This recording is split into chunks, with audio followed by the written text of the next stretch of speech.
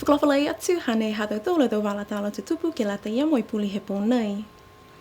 Kua mana ki e motu ke liu whakamanatu e aho koutou ke okiokianga whae tapu. Wha whakamanatu he tautau takita he aho uwhunuma i akapelela si koe whakamanatuanga ke whitunga whunuma wha aki kua mana ki ke tause he aho tapu he tau nei. Tōtu mauni e tau whakamanatuanga he tau maanga. Kai hawhangi ki he tau tangata po ke tau maanga, kua manako ke kau au loa ke whakamanatuanga ke he maka kautau i alofi. Talahau ai he takitaki he mtakau kautau ko Charlie tō waka, kua amanaki ke whai hikianga whakatose whakaloanga he tau nei, tōtu mau e tau wholeni he tau mtakau Girls mo e Boys Brigade, ke he tau mtakau maanga, kua manako ke whakalataha ke whakamanatuanga. Ko e tau whakapaa e nei foki kua whakalataha ai e komisina tokolunga Australia. Whalua hiki ki anga ke lata mai aho, tō nā kai whai whakapāpā whana e tau leo leo, kai tū mau e wholeni a lautolu ke tunga whamahani. Tō nā kai whai tapua ki anga foki ka osi e whakamanatuanga he mga pungipungi.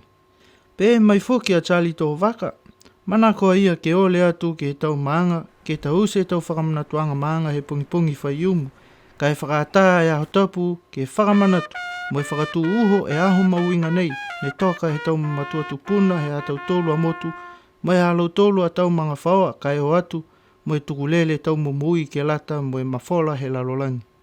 Ke hoko mai ke mga hone tau se e tala nei, nā kai la whai whakailoanga mai he whakatufono, ko e whai aho ki oki pauaki ke whakamailonga aki e aho kautau. Kua whakailoa ai he whai ngā hua leo leo ki he tā whakailoanga uta whano, taha wakato la ni hu mai pule noa ki tau wala tahi ha Niue, aho hongwhunuma walu he ha apilela o awhi umwhunuma taha. Ko e wakatonga nei, whenonga mai i tahisi ke whinatu ki whisi. Ne matuta ki atu e whaenghau leo leo ke le te o me tūtala me tangata e wakatonga tau la, ke kumikumi koe whai le kua ka si hu mai pule noa ia ke tau wala tahi ha Niue. Whakailoa mai he tonga tau la nā kai whai le kua. Mga hone ei nā kai mai ke ha wakatonga tau la ke hupule noa mai ke tā walatahi ha Niue.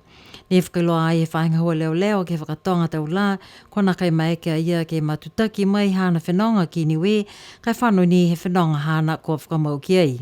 Hako nā kai hawhangi e tau walatahi a Niue ke tau wakatau la pehe nei, ma nā kai whai le kua foki he waka nei.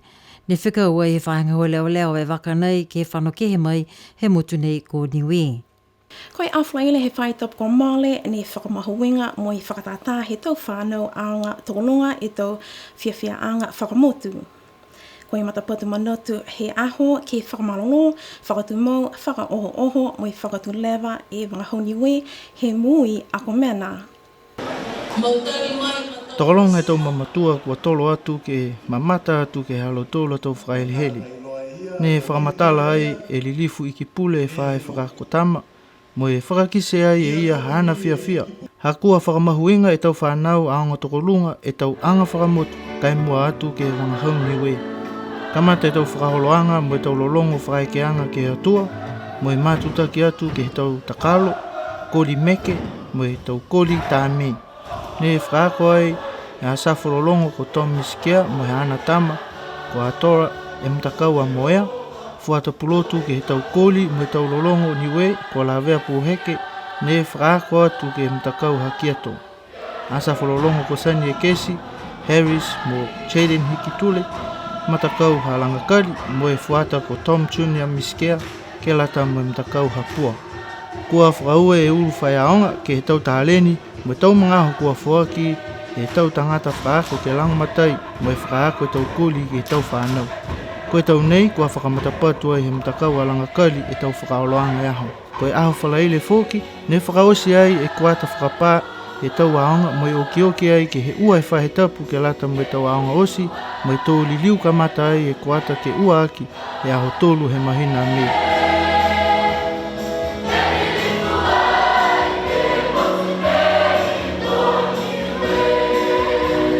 Tifanga tupu iliu, PCN News. Koe aho whaiumu he whai tapu ko male ne whakahoko ai he au whakatata he maanga hikutawake. Koe maanga whakapā anei kua kamata e tau aho whakatata mai tau uawhi uwhumataha. Ne tolu atu e toko longa te tangata ke mamata atu ke he tau malolo he te tangata he maanga mahina tū mai. Longa te ukai ke kehe kua whakafua te tangata he maanga, ko te ukai humelie me te ukai tunu paku.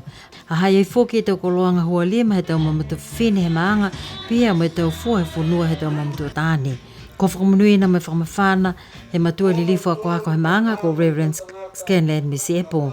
Mo e matutaki ke he tau whakamatalaanga mo he tau lilifu, he lilifu palimia mo i ki pule he whahenga hua whakamutu. Whakau e lilifu palimia ko Dalton Tangilangi ke he tau tangata he maanga, hako tumau ke leveki menga hua malolo ke he tau matanga hua ke he maanga. Ko whakau e fōki e lilifu palimia ke he whakatu whono he nisilani hako whakatu mau ke langamatai a Niue kai mua atu ke he tau mangaho ne kua lauia e lalolangi ke nganga o koe COVID hongfu mahiva. Malolo e amtoro a whono i ki pore. E whakamakau mo makaka ke kumi mai e tau tupe langamatai. Haia linga kua longana tua amtoro ke ua whahitapu ka moane na kua whuaki mai nisilani po ke tupu mai lo toro e hiwe miliona tālanga e latai. Mo i tau mahua ha tau toro motu ke latai mo e ngangau karea nei. Mo i lali whalahi whoki ke maua mai whoki.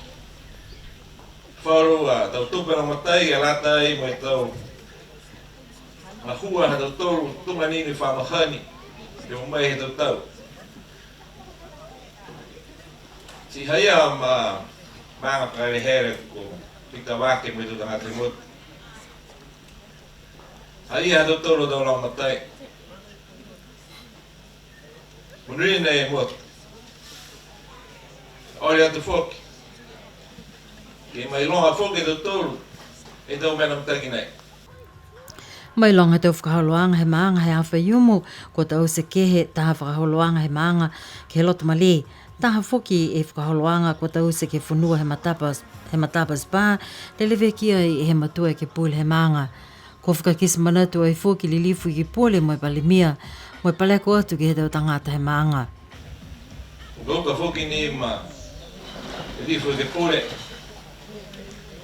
E mātaanga ke he tau se anga he whakau he maanga.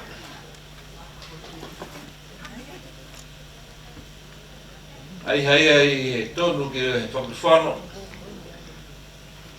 Ke he mahani ke he tau here. Ke he mahani ke tamatama mo e whela matai aki. Ke kau whakarataha tonga ni ne whakawee ki ai. E whakawhano toru. Ke kau whakataha a tau tōru e tau tangata osi he motu nei. Koe ole atu ni ki a tau tōru e tau tangata he maanga mo i tau mutakau. Ke kau whakataha ke hea nganga he am tōru a tau mahua ki loto he maanga. I loa iau ma lilifu whiwhikau. Koe taha mo te potu mahua i hao ke lata mai hao a nofu mai ke he maanga ni. I loa iau koe mahua oka. Ai nā whakatu o tuai ni e ngahua.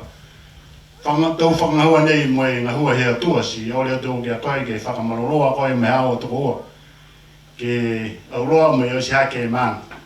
Ke liu ke tua, ke tū he tuanga mawinga tunga he o mai atu tūru he tuhao.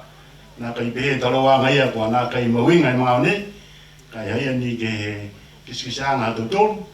Ole atu ke tūru he whakamuka mai e tau mahua he whakatwhanu. Tuka ni e nungalonga ke he ngao nei. Si pōkia whoki ni ke he amtūra tau lewe ke anga i tau tiki maanga.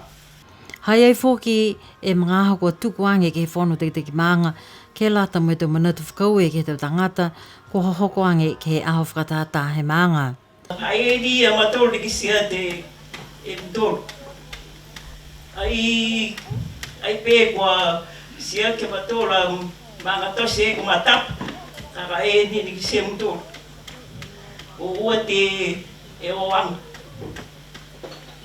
Si ai taro patua matoro, ai tau tunga e na matoro ki hao ni.